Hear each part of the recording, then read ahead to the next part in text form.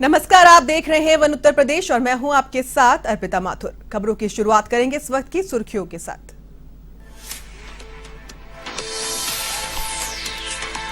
दिल्ली में कांग्रेस कार्य समिति की हुई बैठक, 5 राज्यों में मिली हार को लेकर हुआ मंथन।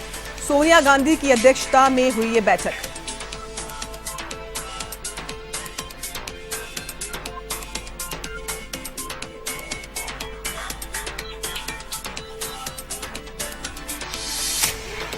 यूपी में नई सरकार बनाने की प्रक्रिया तेज। दिल्ली में योगी ने उपराष्ट्रपति एम वेंकैया नायडू से की मुलाकात। होली के बाद शपथ लेंगे योगी।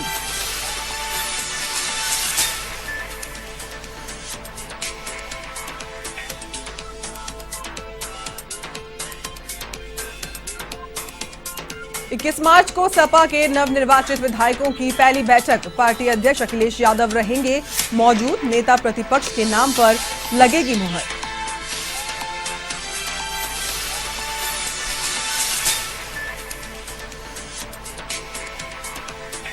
वाराणसी में क्राइम ब्रांच और पुलिस टीम की कार्रवाई। 25,000 का इनामी बदमाश गिरफ्तार। आरोपी के पास से हथियार बरामद। विभिन्न थानों में दर्ज है विभिन्न मुकदमे।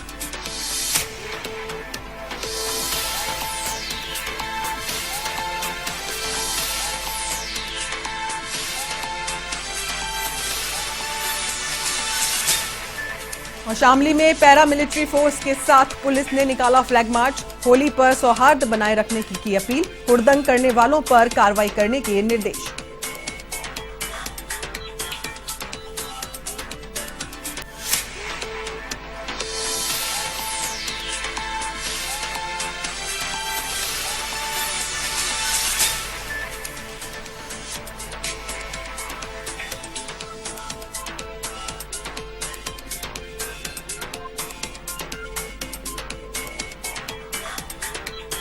चलिए अब नजर डाल लेते हैं खबरों की ओर, जहां उत्तर प्रदेश विधानसभा चुनाव में प्रचंड बहुमत हासिल करने के बाद योगी आदित्यनाथ दिल्ली पहुंचे, जहां सीएम योगी ने यहां भारत के उपराष्ट्रपति एम वेंकैया नायडू से मुलाकात की है। आपको बता दें कि देश के सबसे बड़े राज्य उत्तर प्रदेश में 37 सालों में पहली बार किसी राजनीतिक दल को प्रदेश की जनता ने दोबारा सत्ता सौंपी है, और वो भी 273 सीटों के प्रचंड बहुमत के साथ। यह जीत कितनी बड़ी है, इसका अंदाजा भाजपा को मिले मत प्रतिशत से भी लगाया जा सकता है, क्योंकि जिस प्रदेश में आमतौर पर 30% मतों के साथ सरकार बन जाया करती थी, उस प्रदेश में लगातार दूसरी बार 40 से ज्यादा मत प्रतिशत हासिल कर भाजपा सरकार बनाने जा रही है।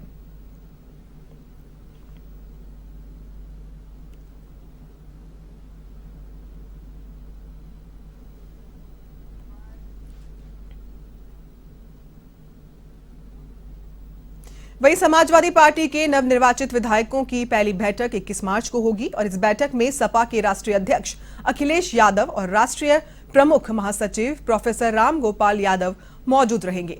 माना जा रहा है कि सपा अध्यक्ष अखिलेश की इस अध्यक्षता में होने वाली बैठक में हार पर मंथन किया जाएगा। इसके अलावा सपा इस बैठक में नेता प्रतिपक्ष का नाम भी तय कर सकती है। आपको बता दें कि नेता प्रतिपक्ष के लिए पार्टी में कई नाम चल रहे हैं। इनमें विधायक लालजी वर्मा, शिवपाल यादव और माता प्रसाद पांडे का नाम प्रमुख है। इस बैठक में विधान परिषद में स्थानीय प्राधिकारी निर्वाचन क्षेत्र के चुनाव को लेकर भी रणनीति बनाई जा सकती है।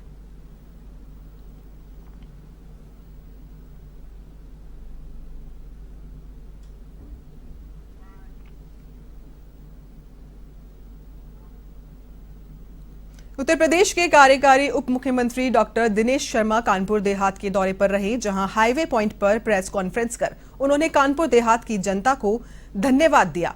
आपको बता दें, दिनेश शर्मा ने कहा कि यूपी में भारतीय जनता पार्टी की स्पष्ट बहुमत के साथ सरकार बनी है। साथ ही प्रदेश की जनता ने मोदी और योगी की डबल इंजन सरकार पर अपना विश्वास जताया है। इसके लिए वे उत्तर प्रदेश की जनता के आभारी रहेंगे।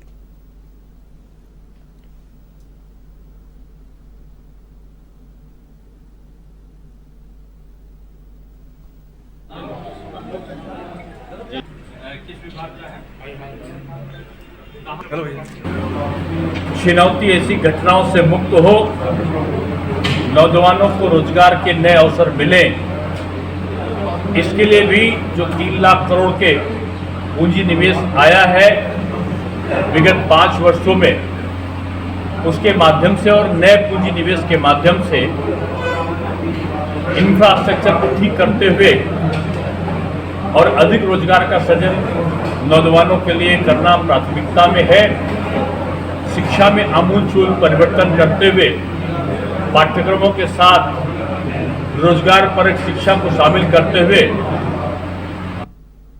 तो वहीं यूपी के कन्नौज में सदर विधानसभा से भाजपा विधायक असीम अरुण अपने पैतृक गांव पहुंचे, जहां पर फूल मालाओं से उनका जोरदार स्वागत किया गया।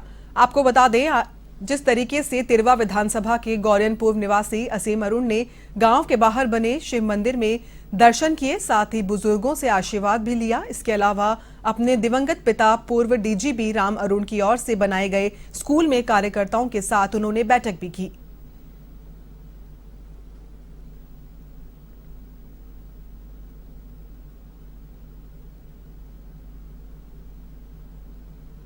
बहुत आपको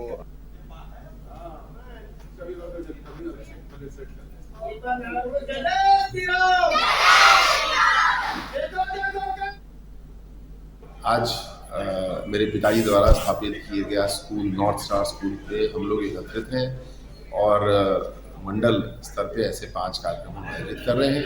ये एक मिलन समारोह है उन सभी लोगों को सम्मानित करने के लिए जिनके द्वारा इस विजय में अपना बहुत बड़ा योगदान किया गया।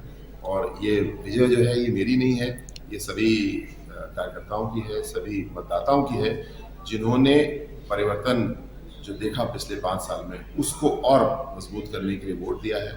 बहुत साल बाद 35 साल बाद कोई सरकार कोई मुख्यमंत्री वापस आए हैं।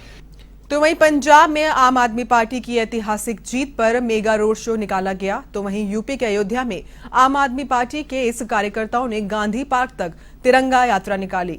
इस दौरान पार्टी कार्यकर्ताओं में उत्साह और जोश नजर आया। आपको बता दें, जिस तरीके से कार्यकर्ताओं में उत्साह और जोश नजर आया वो देखने लायक है। चोरों से आम आदमी पार्टी जिंदाबाद जिंदाबाद जिंदाबाद। आदमी पार्टी ने सिविल लाइन से गांधी पार्क तक जो है तिरंगा यात्रा निकाली। पंजाब की जीत को लेकर हमने कार्यकर्ताओं ने लोगों को मिठाई बांटी और पंजाब में इतना बड़ा बहुमत मिला है हमें, पंजाब की जनता ने इतना बड़ा बहुमत दिया हमें, उसके लिए पंजाब की जनता को हम तहे दिल से शुक्रिया करते हैं। और हमने अयोध्या में पंजाब की जीत का जश्न मनाया। अयोध्या जनपद में हमारा बूथ स्तर तक संगठन थोड़ा कमज़ोर था और पहली बार हम पूरी 403 सीटों पे चुनाव लड़े। हमारा बूथ स्तर तक का संगठन मजबूत हुआ है। आपकी सरकार बनी, क्या रणनीति रही, किसके चलते आपकी उतनी प्रचंड जीत पहुँच मिली? पंजाब में हमारी सरकार बनी है तो दिल्ली के गवर्नेंस, दिल्ली के मॉडल को पंजाब की जनता ने पसंद किया है। तो खबर यूपी के अयोध्या से है, जहां कोतवाली नगर परिसर में होली और शब्बे बारात को लेकर पीस कमेटी की बैठक आयोजित की गई। इस बैठक में अयोध्या एसपी सिटी विजयपाल सिंह के नेतृत्व में आयोजित की गई। साथ ही इस बैठक में हिंदू मुस्लिम दोनों समुदाय के लोग मौजूद रहे। इस अवसर पर दोनों पर्वों को शांतिपूर्वक तरीके से संपन्न कराने के लिए चर्चा भी की गई।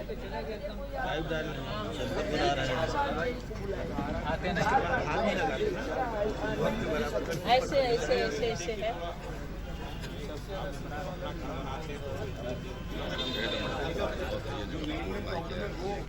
त्योहार और शब बारात त्योहार को दृष्टिगत रखते हुए पीस कमेटी की बैठक आयोजित हुई, जिसमें शहर के सभी जिम्मेदार और संभ्रांत लोग उपस्थित हुए। और इसमें होली और शब बारात के त्यौहार में व्यवस्थाओं के संबंध में विचार विमर्श हुआ। जहाँ जहाँ किसी भी प्रकार की जो है सुझाव दिए गए उनको नोट किया गया और पूरी सुरक्षा व्यवस्था रहेगी। अन्य विभागों के जो भी दायित्व हैं वो का निर्वहन करेंगे। साफ सफाई की व्यवस्था, पानी की व्यवस्था, विद्युत की व्यवस्था, सभी विभागीय अधिकारियों से बात हुई है। वो निरीक्षण करके अपनी व्यवस्था सुनिश्चित कर रहे हैं। सभी विभाग अपनी अपनी तैयारी कर रहे हैं। तो खबर यूपी के बुलंदशहर से है, जहां स्याना में हुई व्यापारी की हत्या और लूट के मामले को लेकर स्थानीय लोगों में भारी आक्रोश व्याप्त है। इसी के चलते व्यापारियों ने एसएसपी ऑफिस पर धरना देकर जल्द मामले का खुलासा करने की मांग भी की है।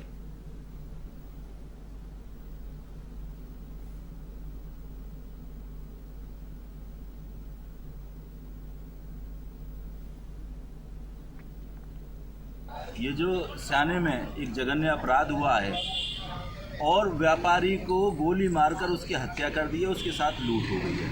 पहले भी इस तरह की लूट और वारदात होती रही हैं। तो हम एसएसपी साहब से ये कहने आए हैं कि लचर पचर जो कानून व्यवस्था है एक तो ये दुरुस्त होनी चाहिए, क्योंकि कहीं ना कहीं थानों में ऐसी सेटिंग होती है कि अब छोटे छोटे अपराध फल फूल रहे हैं। अगर वो छोटे छोटे अपराधों पर लगाम लग जाए तो बड़े अपराधों का ये वृक्ष नहीं पैदा होगा।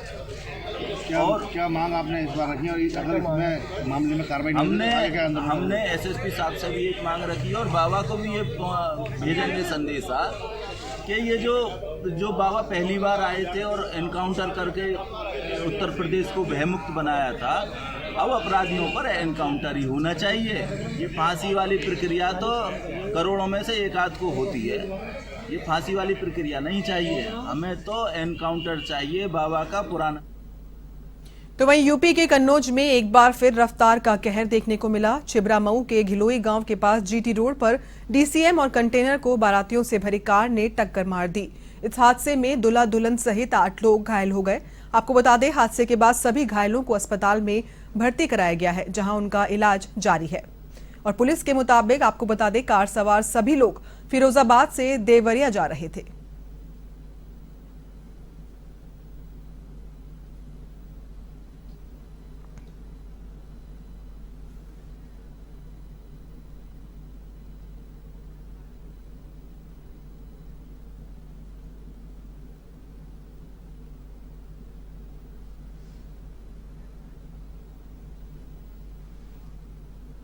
वहीं यूपी के सहारनपुर से अगली खबर है, जहां एटीएस ने देवबंद के दारुल उलूम चौक के पास एक हॉस्टल में छापेमारी कर 3 संदिग्धों को हिरासत में ले लिया है।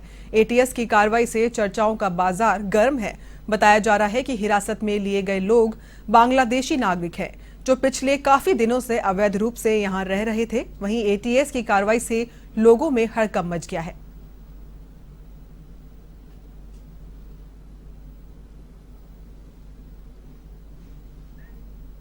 चलिए नजर डालते हैं अगली खबर की ओर, जहां कानपुर देहात के जैनपुर स्थित उच्च प्राथमिक विद्यालय में कीड़े मारने की दवा एल्बेंजाजोल खाने से करीब 1 दर्जन बच्चों की तबीयत बिगड़ गई। इस दौरान बच्चों ने तबीयत बिगड़ने की शिकायत स्कूल प्रधानाचार्य से की। साथ ही हड़कंप मच गया। स्थिति को बिगड़ते देख बच्चों को जिला अस्पताल में भर्ती करवाया गया। फिलहाल मामले की जांच की जा रही है।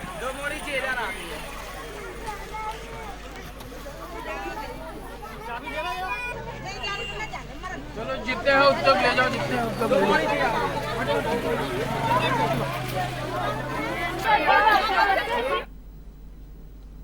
तो वहीं वाराणसी की भेलूपुर पुलिस और क्राइम ब्रांच की टीम ने 25,000 के इनामी बदमाश शेरू खान को गिरफ्तार कर लिया है, जिसके पास से तमंचा और 2 कारतूस बरामद किए गए हैं। आपको बता दें, आरोपी के खिलाफ भेलूपुर, लंका, मड़ुआडीही, लक्सा और दशाश्वमेध थाने में लूट, डकैती और फायरिंग करने के 13 मुकदमे दर्ज हैं, जिसे लेकर पुलिस को कई दिनों से तलाश थी।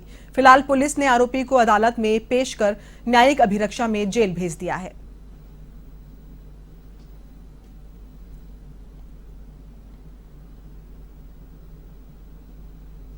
शेरू खान ये 25,000 रुपये का इनामी वांटेड चल रहा था, और आज ये जो है रामनगर की टीम और भेलूपुर की संयुक्त टीम ने इसको जो है गिरफ्तार किया है। और इसके कब्जे से जो है एक अदद जो है देसी तमंचा और कारतूस भी बरामद हुए हैं। ये 307 के अभियोग में और एक 356 के अभियोग में वांटेड भी चल रहा था। ये डी गैंग का मेंबर भी है और साथ ही साथ दशाश्वमेध थाने का जो है हिस्ट्री सीटर भी है। इस पर लगभग जो है 1.5 दर्जन के आसपास जो है लूट एवं हत्या के प्रयास के अभियोग पंजीकृत हैं। होली के मद्देनजर शामली में पैरामिलिट्री फोर्स के साथ पुलिस ने फ्लैग मार्च निकाला। आपको बता दें, चौक बाजार, पानीपत खटीमा राजमार्ग और साथ ही पुराना बाजार में फ्लैग मार्च निकाला गया और लोगों ने होली के त्योहार पर सौहार्द बनाए रखने की अपील भी की। आपको बता दें, एडिशनल एसपी ने हुड़दंग करने वालों पर कार्रवाई करने के भी पुलिस अधिकारियों को निर्देश दिए हैं।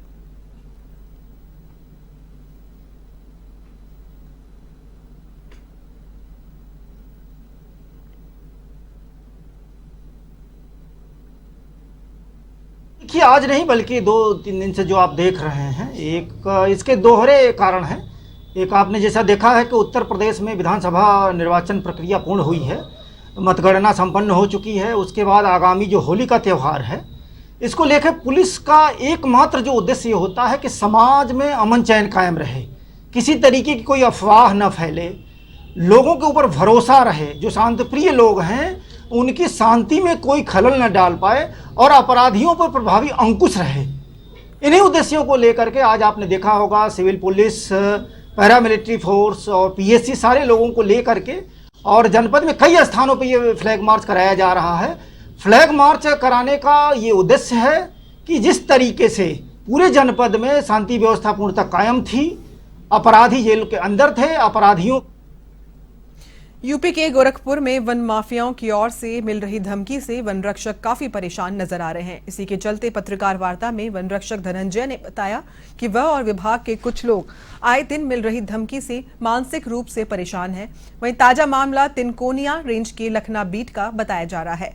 फिलहाल पुलिस पूरे मामले की जांच में जुटी है और वन रक्षकों ने आरोपियों पर कड़ी कार्रवाई करने की मांग की है।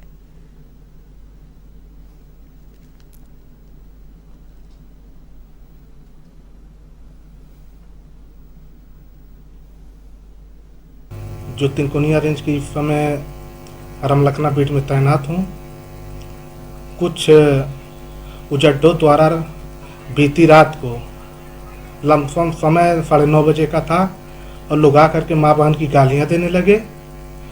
गालियाँ देते हुए ये कहने लगे कि तुम पेड़ नहीं काटने देते हो, तुम जलौनी नहीं देते हो और जान से मारने की धमकी दी है। उसके बाद मैं जब तब अपने उच्च अधिकारियों को सूचना देता फोन से, तक तो वो लोग भागने लगे। तो विगत रात्रि को लगभग 9:30 बजे हमारी एक चौकी पड़ती है रमलखना में, वन चौकी है। वहाँ पे कुछ मनबड़ जैसे हैं, एक नगेंद्र राजभर है और एक घनश्याम है। इन दोनों के द्वारा एक शिफ्ट गाड़ी से चौकी पे पहुँच गए और हमारे एक वन रक्षक हैं धनंजय यादव जी, उनके पास पहुंचने के बाद में ये लोगों ने क्या किया, माँ बहन की गाली देना स्टार्ट कर दिया, मारने की भी धमकी दी कि अकेले में मिलोगे तो गोली मार देंगे, तुम लोग जलौनी नहीं देते हो, तुम लोग पेड़ नहीं काटने देते हो, तुम्हारा वो फॉरेस्टर कहाँ है। हमारे यहाँ फॉरेस्टर को वन दरोगा कहा जाता है, तो वो फॉरेस्टर कहाँ है, अपने आप को मनबड़ बनते हैं।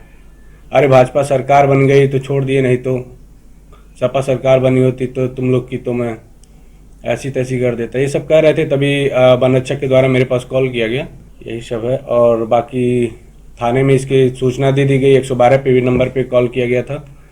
और तो वहीं यूपी के लखीमपुर खीरी में पैंथर के मूवमेंट से दहशत का माहौल है। यहां दिल्ली दुधवा मार्ग पर पैंथर के मूवमेंट का वीडियो वायरल हुआ है, जहां से आते जाते ग्राहकों ने पैंथर को कैमरे में कैद किया है। पूरा मामला दुधवा टाइगर रिजर्व के सेंचुरी रेंज का बताया जा रहा है।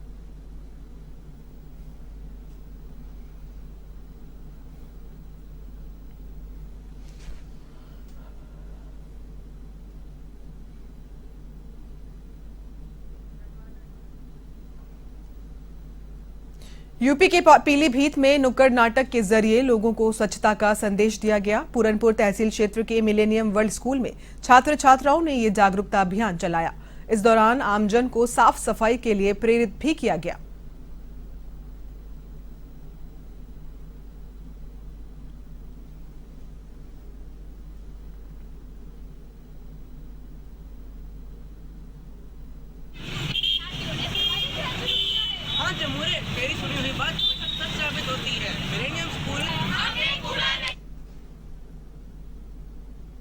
नाटक के माध्यम से स्वच्छ कैसे रखा जाए पूरनपुर को, क्योंकि हमने बात की है लोगों से पूरनपुर में और हमें पता लगा कि यहाँ सफाई नहीं है, तो हम लोगों को जागरूक करना चाहते हैं। क्योंकि अगर पूरनपुर ऐसे ही साफ रहेगा तो ऐसे ही हमारा भारत भी साफ रहेगा, क्योंकि एनवायरनमेंट प्रकृति को तभी स्वच्छ रख सकते हैं हम अगर सफाई होगी चारों तरफ। नुक्कड़ नाटक का यही संदेश है कि हमें अपने घर को ही नहीं बल्कि अपने शहर, अपने देश को स्वच्छ रखना चाहिए। जैसे कि मतलब गंदगी ना हो और बीमारी ना हो। हमें हर जो भी कूड़ा होता है उसे कूड़ेदान में फेंकना चाहिए। नाटक के माध्यम से ये बताना चाहते हैं कि जो लोग अपने घर को इतने स्वच्छ रखते हैं तो